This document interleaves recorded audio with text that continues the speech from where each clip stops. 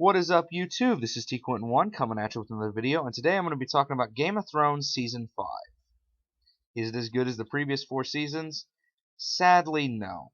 That doesn't make it a bad season, however, is it's still really, really good. It's the weakest so far. And which is really sad because every other season has improved upon the last until now. And one of the biggest things they dropped the ball on was Arya's story arc. I thought that was going to be so interesting. No. There's a little bit of payoff at the end, admittedly, but it just did not interest me the way the other things did.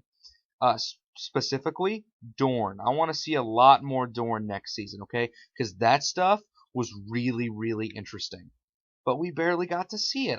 Just more Dorne, please. Another thing we need more of, Tyrion. Tyrion's one of the main characters in the show, and he kind of gets sidestepped early on in the season. He seems like a side story almost. He doesn't seem like he's part of the main story anymore. I don't know. I want to see more Tyrion because I love Tyrion, okay? But in terms of positives, this does have one of my favorite episodes, and that's Hardhome, specifically for the battle at the end, which is my favorite battle of the show so far. I don't want to spoil what it's about, but it's really freaking awesome. And it's handled well. It's very cinematic. It's directed great. It's great. Okay? In terms of heart-wrenching moments, this season cranked it up to 11. There were so many moments that were just hard to watch. And probably the hardest to watch was the death of Jon Snow. Spoiler alert. Jon Snow as a character has grown on me a lot as the show's progressed. He's become one of my favorites. When it first started out, I just kind of thought he was generic, but I actually really like the character now. And that was just heart-wrenching to see him die like that. Now, I know what some of you are thinking. Jon Snow's not dead. Okay, Jon Snow looks pretty dead to me. But then again, the show's never been all that predictable. So maybe he will come back. I don't know, but I'm pretty sure he's dead. That's just me. Another death that was really hard to watch was Shireen Stannis' daughter. Man, that's one of the darkest things I've ever seen, for a daughter to be burned alive on her father's orders. And you think that, when the next episode starts out, it's starting out all good, all the snow's melting, and then things just go to hell for Stannis. This was not the year of Stannis Baratheon. His whole campaign is pretty much done at this point, and he's no longer even really a contender for the throne because I'm pretty sure he's dead. It looked like Brienne killed him. They didn't show it, but I'm pretty sure he's dead. So yeah, say goodbye to Stannis. He's not one of my favorites, but it's always sad when you see a character die.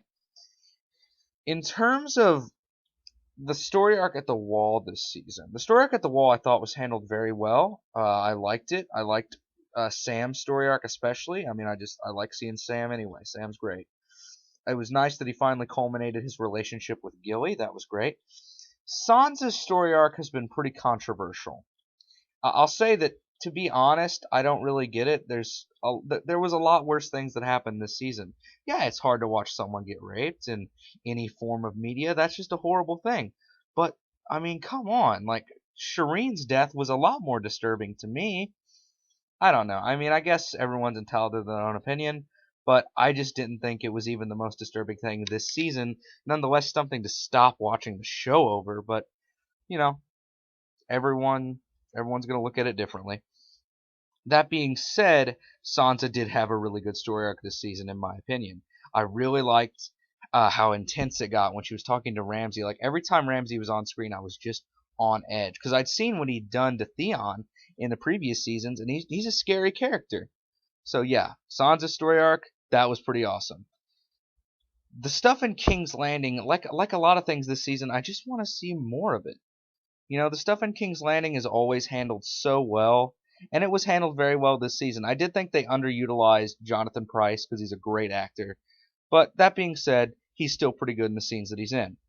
The Cersei Lannister Walk of Atonement was pretty damn brutal to watch. And it's not like Cersei Lannister's a great character, but I mean, damn, like that was pretty brutal.